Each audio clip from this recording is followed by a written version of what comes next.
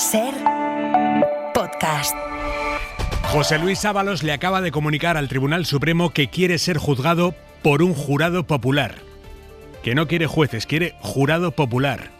Miguel Ángel Campos. La defensa de Ábalos recalca en su escrito que 3 de los delitos atribuidos al exministro, el grueso de la acusación, son propios del tribunal por jurado. Al ser además la raíz de la causa, la malversación, el cohecho y el tráfico de influencias, interpreta que la totalidad debe ser juzgado por un tribunal popular en el Tribunal Supremo. La defensa señala el precedente de Francisco Camps, que siendo aforado fue juzgado por un jurado popular. El letrado del exministro reclama al Supremo en su escrito que deje sin efecto los autos de procedimiento abreviado y de apertura de juicio oral y que abra un procedimiento por jurado para que sea este el que decida sobre José Luis Ábalos en el caso Mascarillas y no los magistrados de la Sala Segunda del Supremo. Es martes 23 de diciembre, vamos ahora con toda la crónica del día, pero antes el tráfico en esta víspera de Nochebuena, cientos de miles de personas viajando ahora mismo a reunirse con sus familias para mañana. DGT, Darío Carnicero, buenas tardes. Buenas tardes, a esta hora seguimos pendientes de un accidente en Córdoba que provoca el corte de la A4 a la altura de Aldea Quintana, ya en dirección a la capital cordobesa, por lo que encontrarán el desvío por la salida 418. Al margen de ello, más accidentes en Madrid, 2 alcances en la entrada por la A42 en Getafe, en Barcelona en la salida por la B23 en San Feliu de Llobregat, en Valencia 2 accidentes complican la entrada por la V31, uno en Sedaví y otro en Silla, y más alcances en la región de Murcia en la salida por la MU32 en Molina de Segura, generando tráfico lento en ambos sentidos, y un último en la A7 a la altura de Guadalupe, ya en dirección a Elche. ¿Qué tiempo nos va a hacer esta Nochebuena y Navidad? Luismi Pérez, buenas tardes.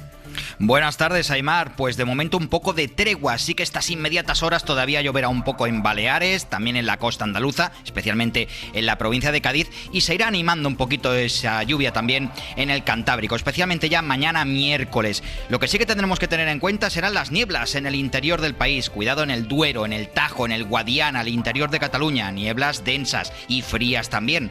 Y la Nochebuena, lo que decimos, un poquito más de tregua, esperando al día de Navidad en el que la cosa se va a enfriar y la lluvia volverá a ser importante en el Cantábrico y el Mediterráneo, Aimar. Hasta luego, Luismi.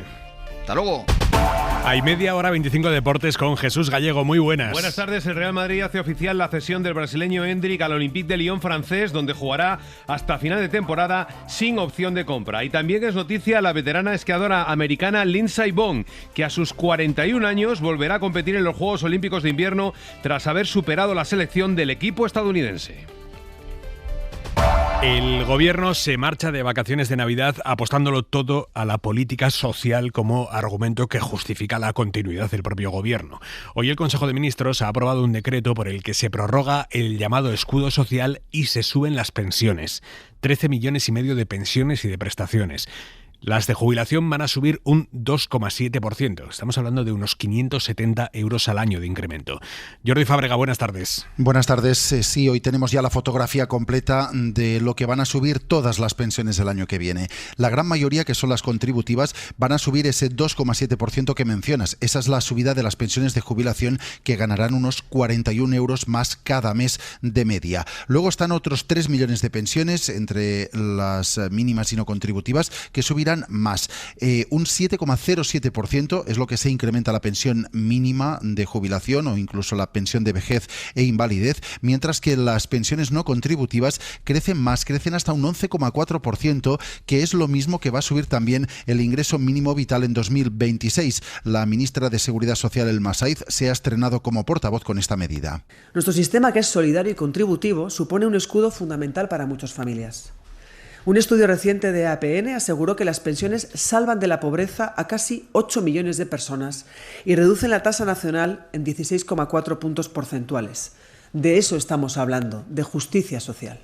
Junto a la subida de las pensiones, el decreto también incluye medidas como la extensión de la moratoria a los desahucios sin alternativa habitacional. Todo ello está en un decreto que tendrá que ser refrendado por el Congreso durante el mes de enero. Y veremos qué pasa, porque el año pasado este mismo decreto, PP y Junts en un primer momento lo tumbaron. Así que veremos qué sucede. Lo que también ha hecho hoy el Gobierno, en un decreto distinto y por lo tanto no tiene nada que ver con esto, lo que ha hecho hoy el Gobierno es renovar las ayudas al transporte público para todo el año que viene, Jordi. Sí, hay varias medidas aprobadas hoy en materia de transporte y una es esta que mencionas, la prórroga de los descuentos del transporte público que bonifica el Estado en las mismas cuantías que en los últimos 6 meses. Aunque sí que hay una novedad y es que se quita la condición de que las autonomías o los gobiernos municipales tengan que aportar una parte del descuento en caso de que quieran la ayuda del gobierno. Lo explicaba el ministro de Transportes, Óscar Puente. Hemos suprimido esa obligatoriedad para facilitar la gestión y para garantizar al menos ese 20% en todos los territorios. Y junto a esta prórroga de los descuentos, ya fuera del decreto, el Gobierno ha acordado la puesta en marcha del abono único, que de momento permitirá utilizar los trenes de cercanías y media distancia,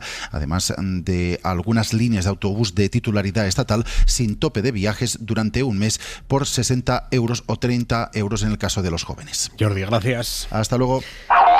La Fiscalía ha entrado en el caso de los cientos de migrantes a los que el Ayuntamiento de Badalona desalojó de un instituto abandonado y que ahora están pasando la noche bajo un puente con todo el frío y con toda la lluvia de diciembre. La Fiscalía le exige al alcalde García Albiol que aclare qué protección dio a estas personas, porque la jueza dejó claro que los servicios municipales de atención social sí tenían que atender a los desalojados. La realidad ha demostrado que muchos de ellos están tirados en condiciones inhumanas bajo una autopista, aunque esta noche la Cruz Roja, en colaboración con la Generalitat de Cataluña, está ofreciéndoles techo y les está ofreciendo camas a estas personas en alojamientos temporales. Andrea Villoria, buenas tardes. Hola, buenas tardes. Sí, esos técnicos de la Cruz Roja y del Departamento de Derechos Sociales del Govern han empezado ya a reubicar al casi centenar de personas sin hogar que estaban durmiendo debajo del puente de la autopista C31 en Badalona, en el mayor asentamiento de desalojados que salieron de ese bloque, de ese instituto ocupado y que han sobrevivido una semana en tiendas y colchones en la intemperie. Es el sonido, Aimar, ahora mismo de esos trabajadores y voluntarios explicando a esos migrantes que serán acogidos durante las próximas semanas en pisos, locales, albergues cedidos por entidades como Cáritas, Sant Joan de Déu o la misma Iglesia, pero también en hostales fuera de Badalona, en varios municipios del área metropolitana, nos dicen, sufragados por la Generalitat. Antes de impulsar esta medida, que es una solución temporal, el presidente de la Generalitat, Salvador Illa, había advertido de que las irresponsabilidades nunca salen gratis, en referencia a lo que ha hecho el alcalde García Albiol, que es del PP. Quiero hacer un llamamiento a la serenidad y a la calma de todos los ciudadanos de Badalona y quiero decir que el Gobierno garantizará en toda situación y circunstancia el cumplimiento de la ley y garantizará la convivencia en todos los barrios de Cataluña y en particular en Badalona. Y luego les quiero decir que las irresponsabilidades nunca salen gratis y siempre tienen consecuencias, ¿no? Y como decíamos, Villoria, la Fiscalía ha pedido explicaciones al alcalde García Albiol por la falta de protección que se les ha dado a estos cientos de migrantes desalojados, a pesar de que la jueza dijo muy explícitamente, Andrea, que los servicios sociales del ayuntamiento tenían que darles asistencia. Exacto, en un escrito presentado esta misma tarde ante el juzgado y al que ha accedido la SER, la Fiscalía pide información al ayuntamiento del PP de Xavier García Albiol. En concreto, le requiere qué medidas de protección han adoptado sobre las personas desalojadas y si hubo incidentes en el desahucio de hace una semana. Requerimiento, como dices, a raíz de que el alcalde haya pasado la última semana sacando pecho de no atender a los migrantes desalojados, pese a que la jueza que avaló ese dispositivo lo hacía a condición, y es literal, de ese auto, de que los servicios municipales aplicaran los protocolos para personas sin hogar y atendieran su emergencia social, dada la constatación de que en ese edificio vivían personas con un grado de vulnerabilidad altísimo. Esta mañana, en una entrevista en SER Cataluña, Albiol, el alcalde de Badalona, ha llegado a decir que no hay espacio en toda Badalona para reubicar a los migrantes desalojados y sigue defendiendo que se trataba de un problema de seguridad. Mafia de prostitució, de tràfic de drogas, de venta de drogas. Mafia, prostitución, de tráfico de drogas, de venta de drogas. Muchos tenían que pagar para estar allí dentro porque había capos que los controlaban y cobraban. Yo estuve dentro. Había distintos espacios para dormir y quien pagaba más tenía espacios más grandes para dormir. Pagaven més tenien uns espais més grans. Le han preguntado en SER Cataluña si no le dan pena las imágenes de la gente durmiendo al raso, con frío, con lluvia, y Albiol ha dicho que claro que sí, que si no, no sería persona. Vostè, quan aquest cap de setmana ha vist les imatges d'aquestes persones, desenes de persones pelant-se de fred a sota un pont, sota el pont de la autopista... ¿Usted cuando este fin de semana ha visto las imágenes de estas personas, decenas de personas muertas de frío debajo de un puente en una autopista, con la carretera mojada porque llovía mucho, durmiendo al raso, ¿no se le remueve algo en el estómago cuando ve esas imágenes? No se li remou l'estómac quan veu aquestes imatges? Clar que sí. Es que si no, no sería una persona, aleshores sería... Claro que sí, es que si no, no sería una persona, sería otra cosa, claro que sí. Pero usted sabía que esto acabaría así. Però vostè sabia que això acabaria així. Yo sabía. Yo sabía que durante un tiempo tendríamos una cierta tensión, pero también sabía que los vecinos llevaban mucho tiempo, los vecinos del barrio de Los Remedios y del barrio de San Roc, viviendo una situación de inseguridad que estaban desesperados. El gobierno central describe esto que ha hecho Albiol en Badalona como racismo institucionalizado. Elma Sáez es la nueva portavoz del gobierno. Nos referimos a lo que está pasando en Badalona con un regidor, el señor Albiol, del Partido Popular, un ejercicio claro de racismo y de xenofobia y de deshumanización. Apretar aún más las tuercas contra la inmigración es una de las condiciones que Vox va difundiendo ya que le va a poner a María Guardiola para hacerla presidenta de Extremadura. Ella hoy, Guardiola, no ha cerrado la puerta a que Vox entre en su gobierno. Ellos ya han estado en gobierno y la verdad es que no aguantaron ni un año. Si el deseo del señor Abascal es estar en gobierno, pues tendrá que haber un compromiso de seriedad, de gestión de trabajo y tendremos que hablar. Tendremos que hablar. María Guardiola hoy en COPE. Y la Dirección Nacional del PP tampoco se cierra a meter a Vox en el gobierno autonómico. Esther Muñoz. ¿Qué va a pedir, qué no va a pedir? Pues lo veremos, ¿no? No sé si finalmente pedirá estar en los gobiernos. Yo les veo muy cómodos fuera en la oposición. La verdad, no les veo con muchas ganas. Estaban en los gobiernos y decidieron salirse porque no les gustaba la gestión. En cualquier caso, yo creo, insisto, la lectura es muy clara. Extremadura quiere un gobierno de derechas.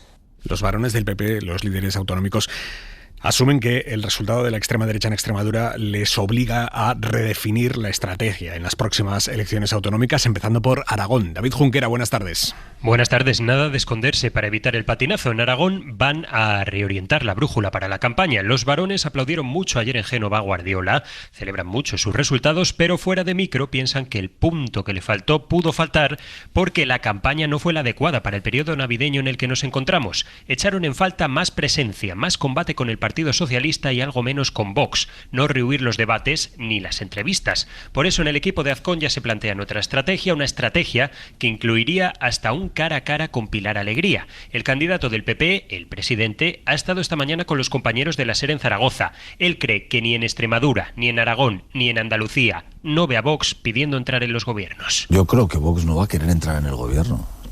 Asumir el gobierno significa asumir responsabilidades. Un gobierno significa tener que tomar a veces decisiones difíciles. Creo que Vox se siente cómodo en la oposición, muchas ocasiones, diciendo cosas que luego en la realidad y en la práctica pues son prácticamente imposibles de cumplir.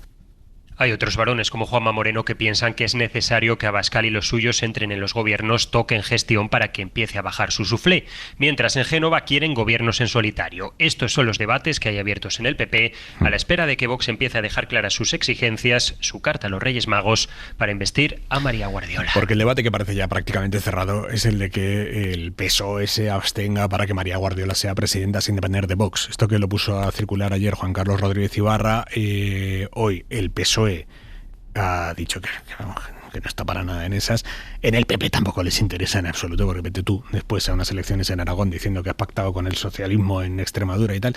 Pero, oye, en cada partido hay algunas voces que no ven mal eso. Por ejemplo, González Pons, que ha estado hoy aquí en la SER, en Radio Valencia. A mí, de todas maneras, yo creo que todo el mundo lo sabe, pactar con los socialistas no es algo que me incomode, sino todo lo contrario. Pero como digo, el PSOE no está en esas ni de lejos. Elma Sáez es la nueva portavoz del gobierno. Fue el Partido Popular quien decidió de manera innecesaria esta convocatoria electoral. Así es que responsabilidad hay que pedir al responsable. Y en este caso tiene nombres y apellidos y es el Partido Popular del señor Feijóo, de la señora Guardiola. Bueno, a pesar de todo, la Moncloa empieza a asumir ya que el miedo a los gobiernos de PP y Vox no termina de funcionar como turbina de movilización del electorado progresista. Ana Fernández Vila. ¿Qué tal? Buenas tardes. El PSOE sigue tratando de entender el descalabro. La lectura que hace Pedro Sánchez, a la que ha puesto hoy voz la nueva portavoz del Gobierno, es que el ascenso de la ultraderecha no está sirviendo para movilizar a los suyos. Admiten que eso no ha funcionado en Extremadura porque la gente no percibe, dicen, en su día a día las políticas involucionistas fruto de los gobiernos de PP y Vox. Pero se agarran a esto los socialistas para defender que si no lo perciben es porque el Gobierno, dicen, logra preservar sus derechos. Los ciudadanos de esas comunidades donde gobierna el Partido Popular y Vox no están viendo esos resultados porque hay un gobierno de España que está siendo una garantía para proteger esos derechos. Pero por eso, desde luego yo como portavoz y el Gobierno nos vamos a seguir dejando la piel. Ha justificado así el Masaiz en su primera rueda de prensa como portavoz la necesidad de que la legislatura siga adelante. Los socialistas confían en que su labor acabará dando sus frutos mientras minimizan las discrepancias internas con Sumar, que acusa al Gobierno de inmovilismo. Son los desencuentros habituales, dice el Masaiz, de los gobiernos de coalición. Una prueba de las consecuencias de los acuerdos de coalición PP-Vox la tenemos en el nuevo presupuesto de la ciudad de Sevilla, que se ha aprobado hoy. El alcalde de Sevilla, que es del PP y que gobierna en minoría, ha llegado a un acuerdo con la extrema derecha para que Vox le apruebe las cuentas a cambio de eliminar zonas de bajas emisiones o restringir el empadronamiento de personas sin documentación. La semana pasada, antes de las elecciones extremeñas, el PP de Sevilla decía que las exigencias de Vox eran inasumibles. Hoy, después de las elecciones en Extremadura, el PP de Sevilla ha aceptado esas exigencias de Vox. Radio Sevilla, Mercedes Díaz. El Ayuntamiento de Sevilla ha aprobado su presupuesto para el año que viene porque una vez más el PP, que gobierna en minoría, ha firmado un acuerdo con Vox que supone negar el cambio climático cuando elimina las multas de la zona de bajas emisiones de la Cartuja, un acuerdo que va contra los inmigrantes cuando habla de exigir la acreditación de identidad en vigor para el registro en el padrón, con lo que trata de impedir la inscripción de los migrantes, y un acuerdo que supone también que la policía local incorporará una función específica para luchar contra la venta ambulante ilegal de la que malviven muchos inmigrantes. Es un presupuesto que incluye bonificaciones a las madres por nacimientos. El PSOE y Podemos advierten que el acuerdo vulnera la legalidad en inmigración y medio ambiente, cosa que niega el alcalde, mientras Vox muestra su satisfacción porque sus políticas se verán en la acción de gobierno. José Luis Sanz, alcalde, y Cristina Peláez, portavoz municipal de Vox. Este equipo de gobierno no va a incumplir ninguna ley, despreocúpese usted de eso, ¿vale?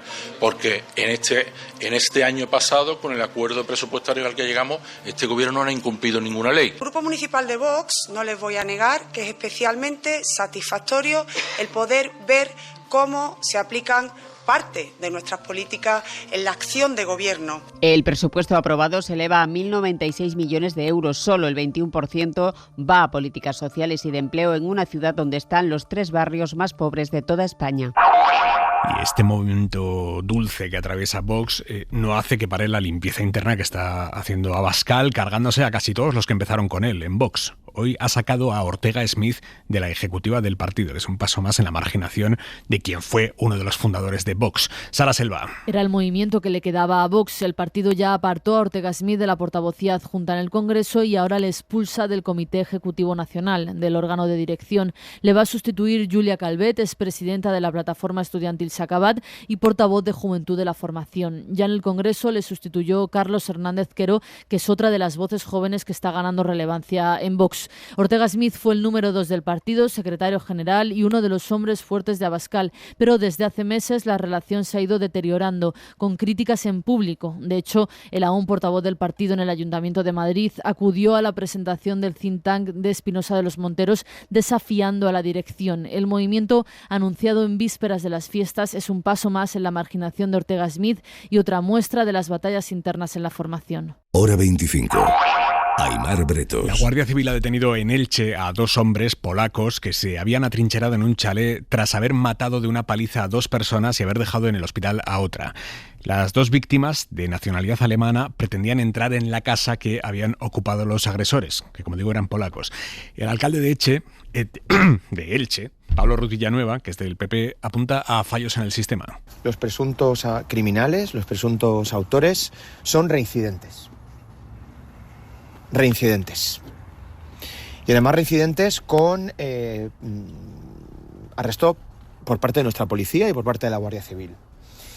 Y a pesar del arresto han estado en la calle. Y esto es gravísimo. Esto es muy grave.